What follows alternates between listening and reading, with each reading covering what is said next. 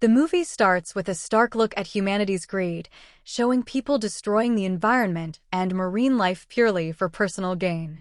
As a result, countless natural habitats are wiped out, pushing many species toward extinction. The story then shifts to a high-profile auction for a private island, where powerful business tycoons fiercely compete for ownership. In the end, Lu outbids them all, securing the island for a staggering $20.08 billion. In a brief interview, his assistant says the project is environmentally focused. Celebrating the purchase, Lu hosts a lavish grand party at his mansion, inviting all the business tycoons to join in the festivities, marking the beginning of what appears to be a bold new vision for the island. Chang stares at Lu and openly mocks him, dismissing Green Gulf as worthless land, an empty stretch sitting beside a protected dolphin reserve. Ruolan and Uncle Rich do not bother hiding their greed. They laugh as they sip expensive wine, convinced that Lu will lose $20 billion, while they walk away with $30 billion without lifting a finger. To them, Lu is nothing more than a rich fool throwing his money away. The room erupts in laughter. Calm and unbothered, Lu finally speaks. He states that if Green Gulf could be reclaimed, the profit would be enormous. The laughter instantly dies. Chang's expression shifts to panic as he reminds everyone that the area is under environmental protection. Lu calmly pulls out a reclamation permit. Everyone freezes in shock. Enraged and humiliated, Chang leaves the party angrily. Being carefree about people, Lu begins to enjoy the party when Ruolan requests him to become her business partner. He happily accepts her request. Just as they are about to kiss, a strange woman with messy makeup interrupts. The guards attack her, but Lu stops them. The woman introduces herself as Sean, gives Lu her number, and desperately asks him to call her, saying that she wants to meet him. The situation is very confusing, and after getting her contact number, Lu asks her to leave. Afterward, the scene shows the girl skateboarding toward her home and reaching Lu's island. She enters through a wrecked boat, from which it is revealed that Sean is a mermaid. The boat she came in holds many other mermaids who are trapped inside. Earlier, Lu had released deadly machines near his island to eliminate massive sea creatures like dolphins. These machines emit powerful sonar waves. Because of the sonar, the dolphins fled the area, but many mermaids died. Those who survived became trapped on the wrecked boat to save their lives. The leader of the mermaids, Octopus, now plans to kill Lu. If Lu dies, the project will be stopped, the sonar will be removed from the water, and the mermaids will regain their home. For this mission, they choose the most beautiful girl in their group, Sean, to honey trap and kill him. The scene then shifts back to Lu and Ruolan. Ruolan says that they are not the same, emphasizing the difference between a noblewoman like herself and a lowlife like Lu. As soon as Lu hears this, he becomes extremely angry. He immediately contacts Sean and tells her that she will be picked up in 10 minutes. The mermaids arm themselves as the message reaches them. Sean steps forward, fully prepared. But when the door opens, it isn't Lu, it's his guards. They've come to take her away. Sean is escorted to Lu's office and told the boss will meet her soon. While waiting, she quietly slips a drop of poison into a glass of lemon water beside her. Moments later, the assistant issues a security warning, asking her to drink from one of the glasses. Sean freezes. She can't remember which glass she poisoned. Nervous, she picks one and drinks. Her expression suddenly changes, sending panic through the room. But seconds later, the truth is revealed. She was biting into a slice of lemon. The poison was in the other glass, the one the assistant was holding. The assistant collapses. Sean panics.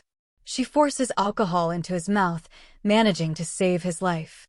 In the chaos, Sean spots Lu. Locking onto her target, she follows him. Losing her patience, she attacks with a sea urchin. But at the same moment, Lu angrily throws a clock away.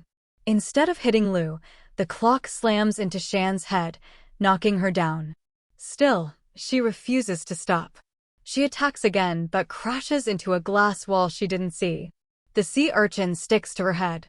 Undeterred, Shan strikes once more from behind a door. As it opens, the sea urchin sticks to her face instead. Now the poison begins spreading through her own body.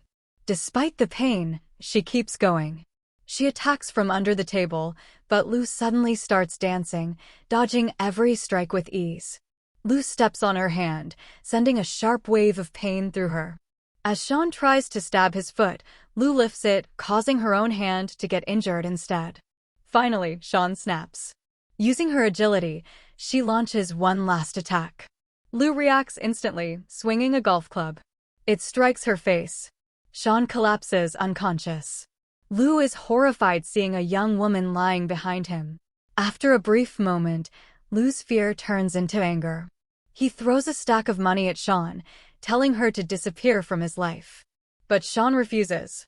She says she doesn't want his money at all. Lou is confused. He asks her why she's after him when they've never even met.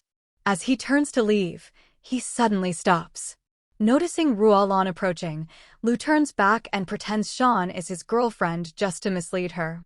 Then he quickly takes Sean away. Later, we see Lou and Sean sitting in a car. Sean is starving and drags him to a small street-side restaurant. Lou is irritated at first and refuses to eat there, but hunger soon takes over. They sit down and begin eating. After the meal, something unexpected happens. Lou suddenly becomes emotional. He tells Sean about his childhood, how poor he was, how he used to steal food just to survive. That day, he made a promise to himself. One day, he would become the richest man in the city. Sean gently tells him he was wrong. Money isn't everything. Her words touch Lou deeply. Moved by her speech, Lou signs $1 million check and offers it to her. But Sean burns the check and refuses it. She tells him money means nothing to her, she's with him because she genuinely likes him. Then Sean starts singing. Realizing they share the same taste in music, Lou joins in. But suddenly, Sean sings in her true mermaid voice. The sound shatters every piece of glass around them, and Lou's fake mustache falls off. They laugh and enjoy the moment together. Later, Lou walks Sean home. Inside, her family, the mermaids, are ready to kill him. But Sean has started liking Lou and refuses to let them harm him. She wants to tell Lou the truth. She begins taking off her clothes so he can see she's a mermaid. But it's too dark for Lou to notice anything. Lou casually says whatever she wants to show him, they can look at it inside the house. Sean smiles, goes inside, and locks the door behind her because she knows if Lou enters, he will be killed. Inside Shan's house, the octopus is furious. His target slipped right out of his hands. But everything changes when Sean receives a call from Lou. He wants to meet her again. Suddenly, the mermaids are excited once more, cheering and shouting for Lou's death. The next day, Sean brings Lou to a sushi restaurant. She quietly tells Lou that the chef there, the octopus in disguise, is actually her uncle. The octopus refuses to miss this chance and plans to kill Lou on the spot. But before he can act, a group of bodyguards arrives, completely ruining the plan. With no other option left, the octopus pretends his tentacles are fake. Other chefs start cutting them, and to sell the lie, he even places his tentacles over an open flame. He's in extreme pain, twisting his face in agony, but Lou assumes it's all part of an act. After enduring the torture, the octopus finally escapes by releasing black ink and fleeing the restaurant. To calm everyone down, Sean claims it was all staged drama. In that moment, Lou suddenly proposes to Sean. He tells her this is the only thing in his life that feels right. But Sean refuses. She tells Lou she's not here for love, she's here to kill him. Before things escalate, Rualan arrives, forcing Sean and Lou to leave. Later, we return to Shan's house. The octopus is still enraged and now suspects Sean has started liking Lou. As they argue, someone knocks on the door. Sean opens it angrily only to find Lou standing there. Lou is shocked when he sees Shan's fishtail. Terrified, he notices the other mermaids in the room. The octopus shows Lou the injured mermaids, harmed by the sonar, and prepares to kill him. Crying, Lou begs for one chance. He swears he didn't know the sonar was destroying them and promises to stop it. But the octopus refuses to listen and begins strangling Lou with his tentacle. At the last second, Sean cuts Octopus's tentacle to save Lou, giving him a chance to escape. Lu rushes to the police station, but no one believes him. They mock him instead. Broken and helpless, Lu returns to his office and demands the scientists let him test the sonar himself. The moment the sonar is activated, Lu is overwhelmed with pain. The scientists reveal the truth: the sonar is operating at only 10%. Realizing how dangerous it truly is, Lu immediately decides the sonar must be removed from the water.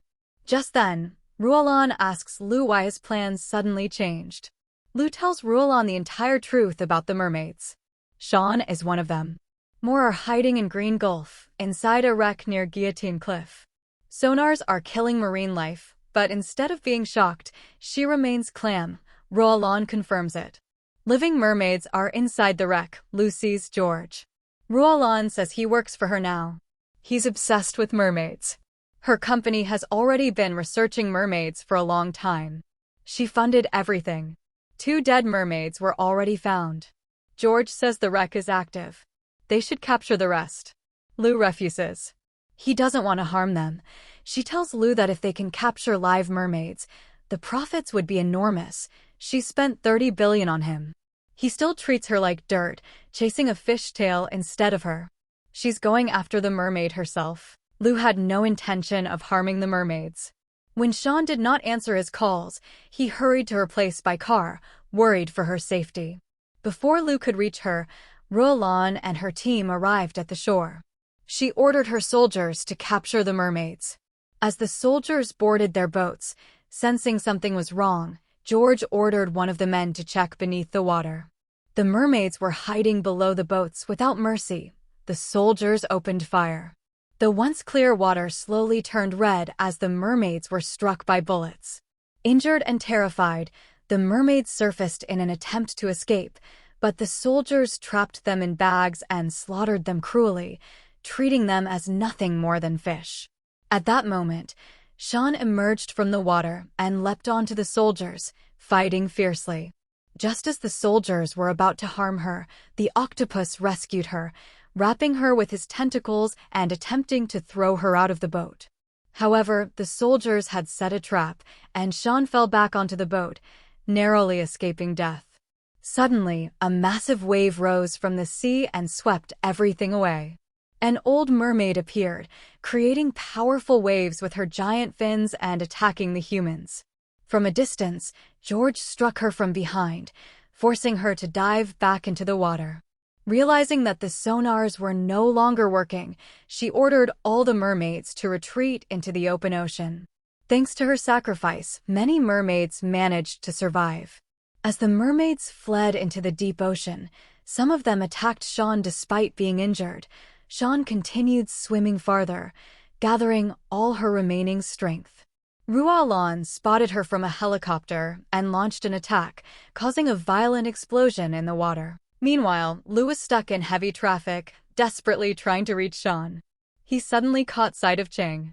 Using Chang's jetpack, Lu flew to the scene just in time, reaching Sean before Ruolan could kill her. As Lu tried to rescue Sean, Ruolan, consumed by jealousy and rage, attacked him. Despite being struck by an arrow, Lu pushed Sean back into the water, saving her life, while he himself fell to the ground. Soon after, the police arrived and arrested Ruolan and her entire team. Later, Lu is shown back at his home, where a marine biology student comes to interview him about mermaids. Lu calmly explains that mermaids exist only in fiction, exaggerated by human imagination. At that moment, Sean appears in her human form, and Lu introduces her as his wife. In the final scene, Lu, Sean, and the surviving mermaids are seen in the ocean, exploring the wonders of underwater life together, celebrating the beauty of nature.